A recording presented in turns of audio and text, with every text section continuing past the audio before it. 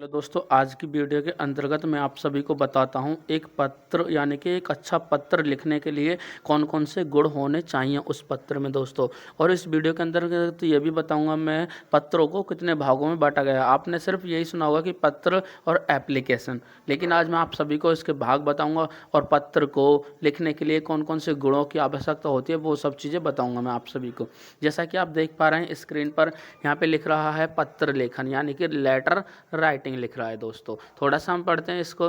पत्र लिखकर हम देश अथवा विदेश में रहने वाले अपने मित्रों और संबंधियों को आवश्यक समाचार भेज सकते हैं और उनके समाचारों को जान सकते हैं दोस्तों। इसलिए हमें अच्छे पत्र की विशेषताओं को समझ लेना चाहिए ताकि हम अपने पत्र को प्रभावशाली और आकर्षक बना सकें दोस्तों। अच्छे पत्र के निम्नलिखित गुण माने जाते हैं। अब स्टार्ट करते हैं, पत्र के निम्नलिखित गुण क्या होते हैं जिन गुणों के माध्यम से हम अपने पत्र को क्या बना सकते हैं, प्रभावशाली बना सकते हैं दोस्तों। हमारे पत्र में, हमारे शब्दों में प्रभाव होना चाहिए, तभी लोग हमारी बातों को सुनते हैं, उनको तभी चीज़ें अच्छी लगती हैं।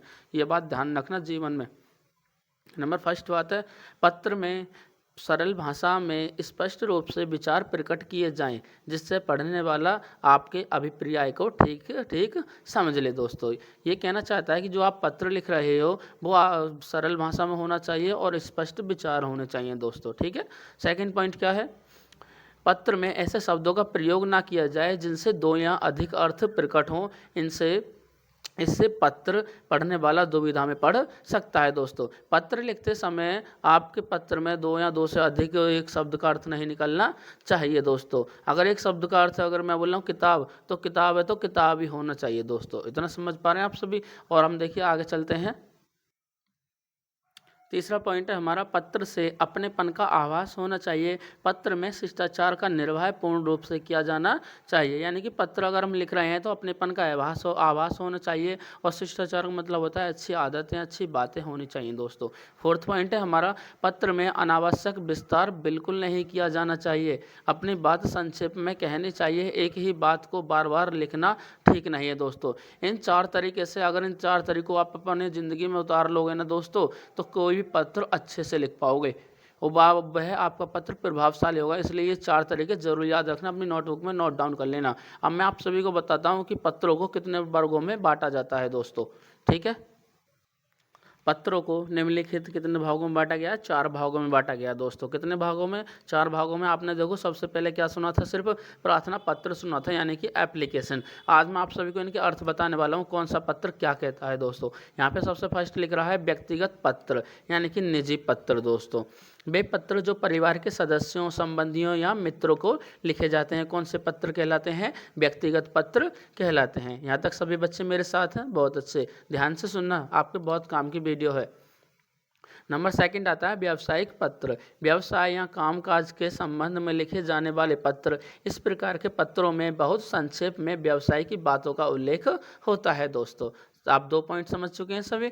थर्ड पॉइंट है हमारा प्रार्थना पत्र दोस्तों। नौकरी, छुट्टी, सहायता या अन्य किसी मांग के लिए अधिकारियों को लिखे जाने वाले पत्र। इस प्रकार के पत्रों में विशेष रूप से विनय भाव प्रकट होता है। ये कौन से पत्र हैं, ये प्रार्थना पत्र होते हैं दोस्तों, जो हमें नौकरी, छुट्टी के लिए चाहिए होते हैं दोस्तों। नंबर फोर्थ आता है हमारा अन्य पत्र। कौन सा अन्य पत्र, एग्जाम्पल के लिए निमंत्रण पत्र हो गए, अभिनंदन पत्र हो गए, बधाई पत्र हो गया, संवेदना पत्र हो गए आदि दोस्तों। इस प्रकार से क्या हुआ, इस प्रकार से हमने पत्रों को कितने भागों में बांटा है, चार भागों में। मैंने आप सभी को ये बता दिया है कि चार भाग कौन कौन से हैं दोस्तों। आप सभी को सिर्फ प्रार्थना पत्र पता था, लेकिन ये भी नहीं पता था कि नौकरी, छुट्टी, सहायता और किस किस के लिए यूज़ किया जाता है दोस्तों। इस वीडियो के अंतर्गत मैंने आप सभी को पत्र के लिखने के निम्नलिखित गुण बताए हैं दोस्तों। पत्र क्यों लिखे जाते हैं और पत्रों को कितने वर्गों में बांटा गया है दोस्तों। वीडियो अच्छी लगे तो वीडियो को लाइक करें, शेयर करें और हमारे यूट्यूब चैनल को सब्सक्राइब करें। बहुत ही इंटरेस्टिंग वीडियो है दोस्तों, प्लीज़ मिस मत करना। धन्यवाद, आपका भाई Devinder, thank you. Please subscribe जरूर करें हमारे यूट्यूब चैनल को। ऐसी अच्छी अच्छी और इंटरेस्टिंग वीडियो अपलोड होती रहा करेंगे। Thank you.